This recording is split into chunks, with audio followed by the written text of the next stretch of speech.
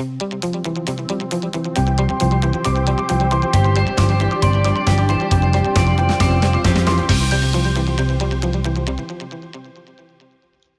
DeParle is a New York Times reporter and the author of the book A Good Provider is One Who Leaves, which focuses on one family's story of working overseas.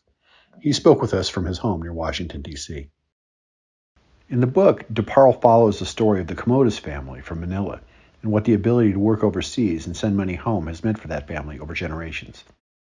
He also discusses how important technology is as an enabler of global migration. It not only allows loved ones to stay in touch with a frequency and immediacy they never could have had in years past, but also helps spread the word about where work can be found to begin with, and it helps them be there for each other in the face of crises such as the COVID-19 pandemic. I didn't realize just what a driver of technology, of migration technology was until I started following the family. I think it does two things. One, it spreads word that opportunity exists. If one person gets a job, the whole village finds out where it is, how you do it. You can instantly get the information. So it encourages people to go abroad, but it also ameliorates the pain from of the separation, from the distance. Mothers use it as a way to mothers who go abroad, work as nannies, use it as a way to stay in touch with their own kids. And in this situation, I've watched Rosalie, the nurse in Texas, stay in touch with her elderly mother, her ailing sister, her disabled brother as coronavirus is spreading throughout the Philippines. So I think the level of anxiety would be much greater without that ability to be in touch 2, 3, 4 times a day. One of the most cited uses of the remittance money sent home by global migrant workers is healthcare. DeParle says that the healthcare of entire extended families is often dependent on the money one person sends home. Again, Rosalie's the nurse who made it to Texas. In her social setting, that's an impossibly high stature. She's the most successful of a family of dozens of cousins. And when there's an emergency, that's who they go to.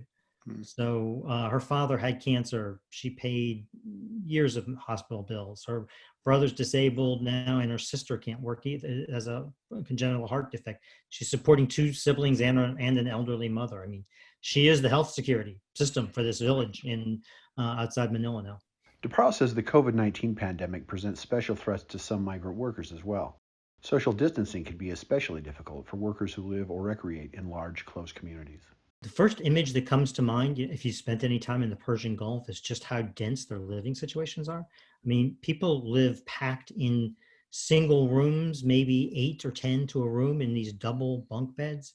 I worry that they're just in a terrible position to spread the virus.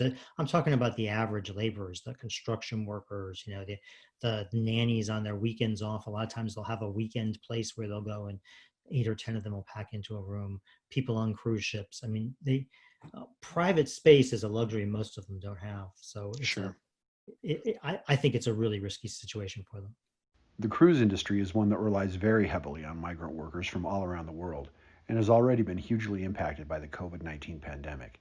DeParle says it is far from the only industry so affected, but it offers a good look at why people leave home to work and how things might change for them going forward. In the case of the Philippines, the Filipinos are 30% of the world's seafarers. Wow. Particularly popular on cruise ships. We all know that cruise ships aren't going anywhere now. Those aren't just numerous jobs, but sorry, let me say that again. That's right.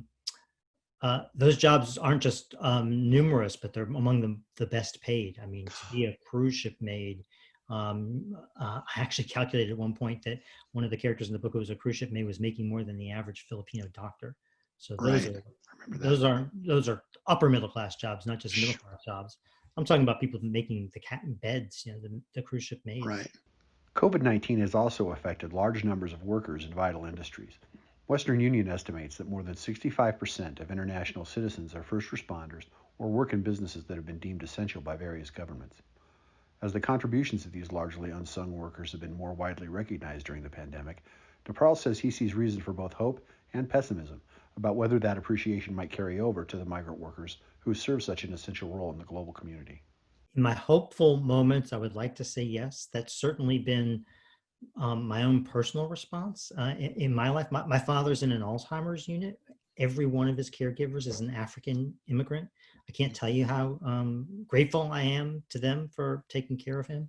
I see Rosalie on the front lines in her coronavirus hazmat suit. Yeah, I'm grateful that she's here.